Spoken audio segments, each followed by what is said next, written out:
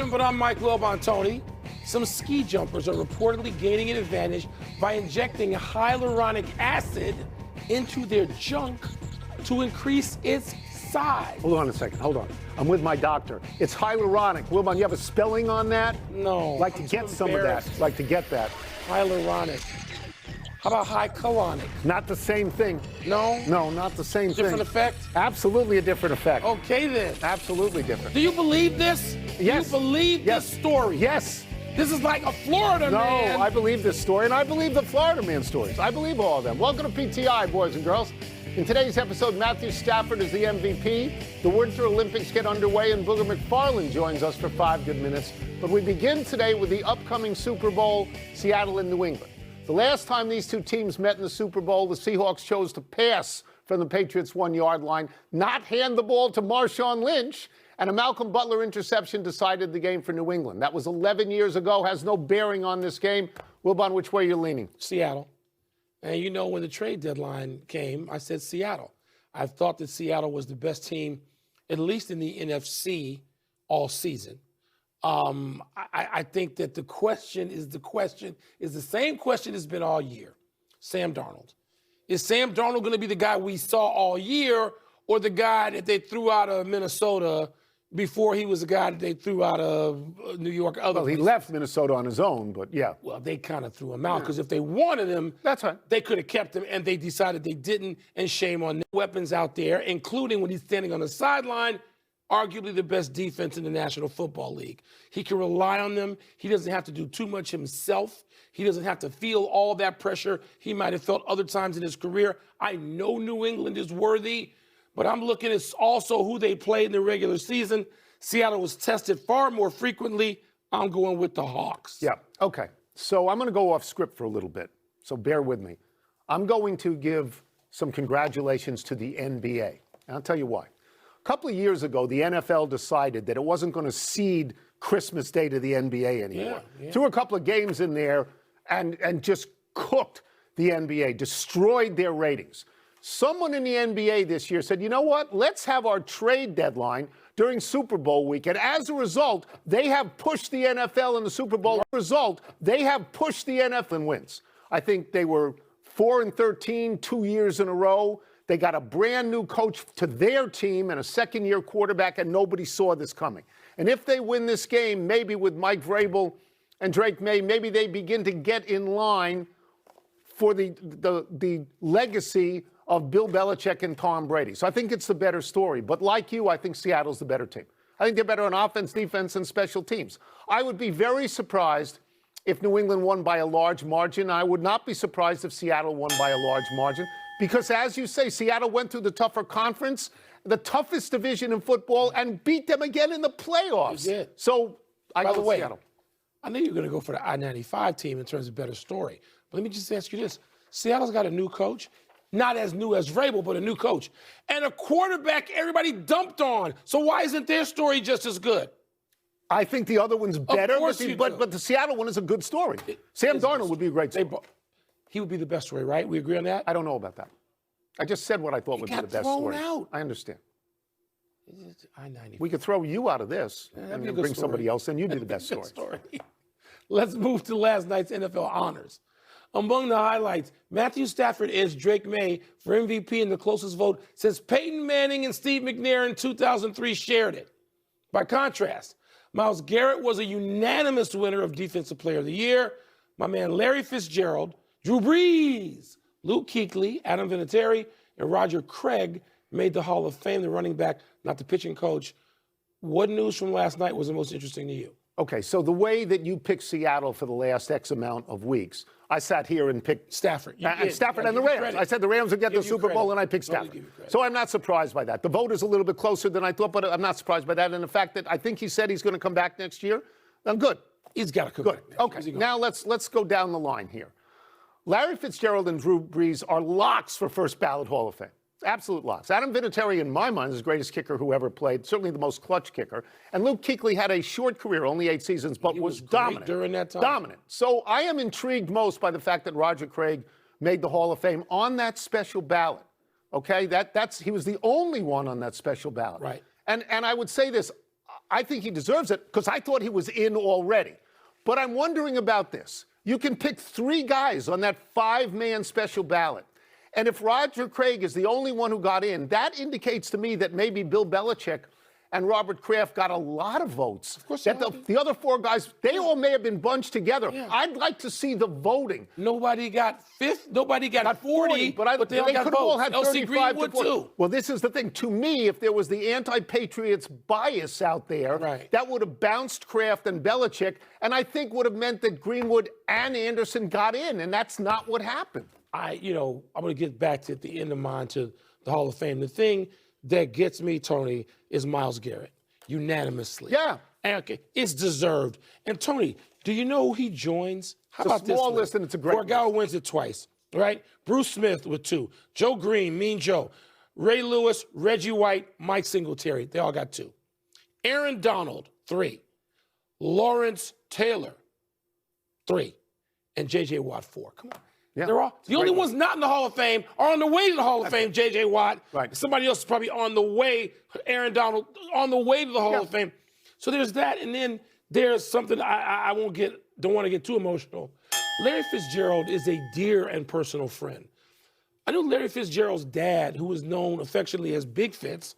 He's a lot bigger, as you know, than Larry.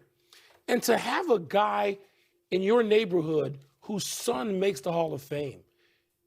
It's overwhelming. It's so cool. I texted Larry last night, and he's so gracious. He's like, thanks for thinking of me. Like, what else am I thinking of? Yeah. I'm so thrilled. And you know what he's doing today? Thrilled. Playing golf. He's playing 18 or 36. Golf. That's exactly what he's doing today. Treat. Let's move to the Winter Olympics, which are now ongoing in Italy with the opening ceremony being broadcast tonight. You and I have both covered Winter Olympics. We know how much fun they can be. Everyone knows you're not going to watch the figure skating, Wilbon, so you don't have to say it again. Okay. But outside of figure skating and Lindsey Vonn, who or what intrigues you? You know what, Tony? Got a list? What's that? Do you have a list that you're going to read? I do have a list. It looks like something a waiter would bring out to the table and say, it? here are our specials tonight. It does, but every year, as you know, we would take a flight to the Winter Olympics or every Winter Olympics, and we would have a list. Yeah. Because we were not going to be slavishly devoted to only American athletes. Right. And so what I've written down, it winds up being maybe sort of some American athletes too. Eileen Gu, who is just a star athlete, and her circumstance for who she represents, we won't get into now, but it's fascinating. There's a Royal Marine in the British forces, Taylor Lawrence. Not Lawrence Taylor. Yeah, Taylor Lawrence, 29-year-old guy. Once again, Royal Marine commander in the British forces. I want to see what he can do. Keisha Love, I want to see an American athlete, 2 sports, UNLV sprinter involved in the Winter Olympics. So there are people who have odd circumstances. That's what I want to see. I'm not going to watch this. We understand you're not going to do that. Not. So I am not a skier and I am not a skater. The Winter Olympic sports are pretty much foreign to me. But I learned over a long period of time that I really like watching the bobsled. I like watching the downhill. I like watching the speed skating. I wrote a couple of other things down here. I mean, I like the jumping.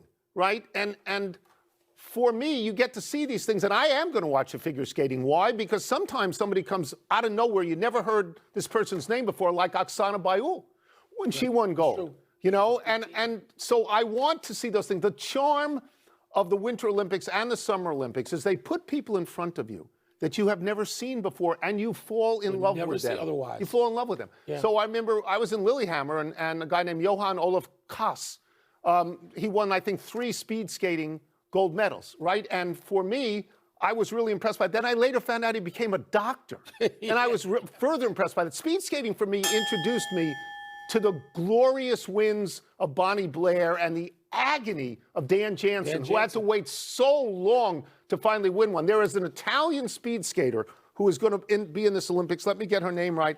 Arianna Fontana. She competed at 15 years old in Turin in Italy. She's back in Italy, that's her home country, at 35 years old, and she's only won 11 medals in the Olympics. So if you point her out to me, I want to watch her. Something else I'm going to point out to you, because I know we're going to watch. The hockey, which is different. It's different than the NHL. It's different than any other competition. There's no fighting. It's pure. It's artistic. It's great to watch. Let's take a break. Coming up, we will ask Booger McFarland which of the Super Bowl defenses impresses him more. And Booger won 2, so we'll ask him how much Super Bowl experience actually help. Do you want to see the quad god? The guy who jumps out of the gym like David Thompson on skates? Elam Malinin? Want to see him? Does he do it with a torn ACL? No, like we Vaughn? understand that she's... We are fewer than 49 hours away from the kickoff of the Super Bowl, which makes it a perfect time for a visit from our great friend and a two-time Super Bowl winner, ESPN NFL and college football analyst Booger McFarland, wearing a shirt from Jupiter Hills, one of the few courses in South Florida that actually has hills. They got significant hills there. Let's start with Wait, I want to know if Booger's wearing a Super Bowl ring. Oh, Do you have either one of those rings on?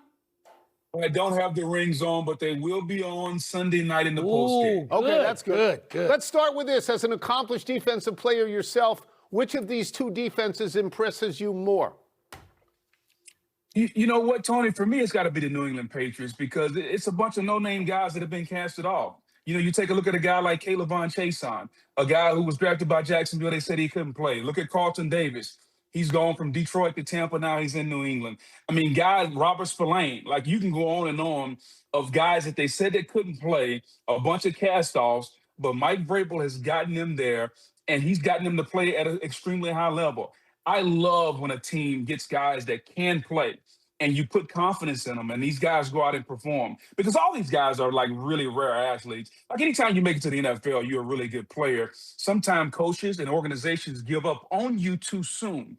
And it's really cool to see a guy like Mike Vrabel, who, oh, by the way, the Tennessee Titans gave up on, which they still had him now, don't you think? And now he is in New England.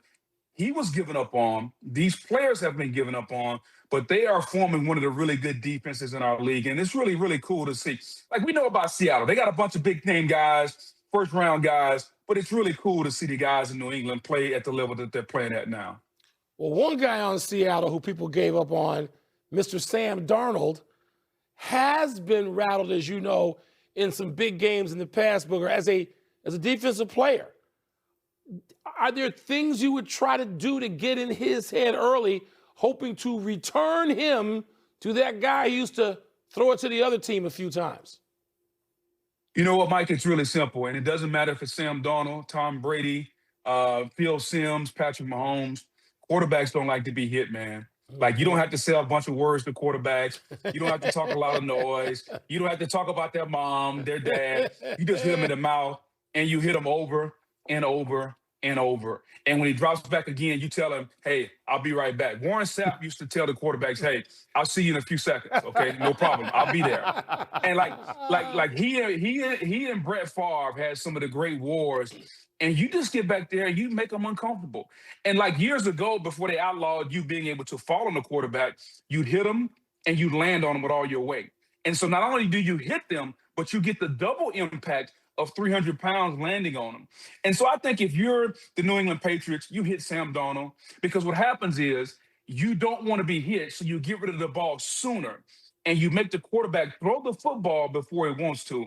And I think if you're Mike Vrabel, and you and your coaching staff are sitting in a private moment, you have to be honest with yourself and say, hey, guys, how do we win this game?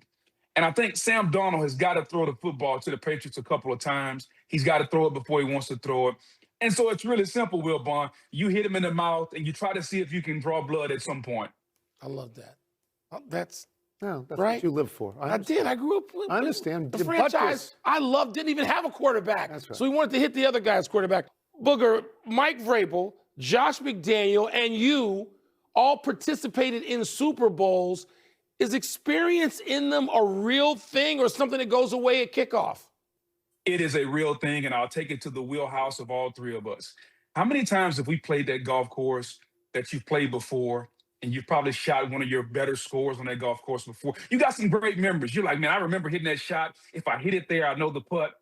It's the same way in the Super Bowl. When you've been there and done that, there's a familiarity with understanding what the day is going to be like. Because if you haven't been there, you have no idea. Like, you can bring in all the guest speakers you want to tell you what's going to be like. Here's what the halftime is like. Here's what the pregame is going to be like. Here's how many superstars are going to be on the sideline. But until you've been there, until you've made that putt on 18, think about Tiger Woods, Torrey Pines, 72nd hole, 18th green. He'd been there. He said, I knew what it was like.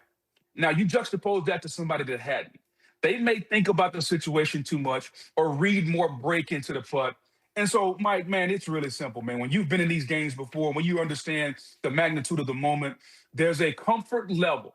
And I think ultimately that's what we're speaking of. It's comfort, understanding how you're going to breathe, how you're going to react, how you're not going to allow the moment to become too big and realize, guess what? It's just football, guys. Like it's 60 minutes. It's blocking and tackling, throwing and catching. And I think the team that approaches the game that level the quickest gives himself a better opportunity to win. All right, so with all the stuff that you have just said, which way are you leaning in this game and why? I stopped leaning a long time ago, Tony. I'm gonna give you the first pick of the week, and it's really simple. Vegas didn't build those tall buildings betting on the underdog. Now, that doesn't mean that the underdog can't win.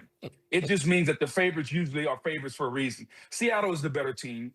And I think if I'm betting some of that Wilbon money from Arizona, some of that Kornheiser money from DC, I'm putting it all on the Seattle Seahawks because they've been the better team all season long. They faced a more formidable schedule. They're the more talented team. And they should, if this game is played straight up, they should win. But Mike Vrabel and New England are going to try to play this game in the margins. They're going to try to figure out a way to get this game into the fourth quarter. And as we say in golf, if I got a chance on the back nine on Sunday, I'll take it. And I think if you're New England, that's all you can ask for. Yeah. I'm leaning and picking the Seattle Seahawks because they've been the better team. But if this game is in the fourth quarter and it's a one-score game with 7.5 minutes left, all bets are off because Mike Vrabel is just that good a coach. And if it's at that point, that means that Sam Darnold has probably turned the ball over a couple of times. I think it's going to be a really good game if we get it to the fourth quarter, but something tells me Seattle is not going to allow it to be there. Thank you, Booger, as always. That's great. Thanks for a Friday, not your usual Thursday. Thank you. Much appreciated. Hey, guys, thank you. It's been a great year, and I look forward to being on the golf course with you guys soon. Good. Okay, good. Let's take one last break. Still to come is Jim Schwartz's right to sit out a season rather than coach the Browns defense. And a few thoughts on the life and times of a great Hall of Famer and friend, Sonny Jurgensen. How many people out there think know Sonny's real first name? All of them.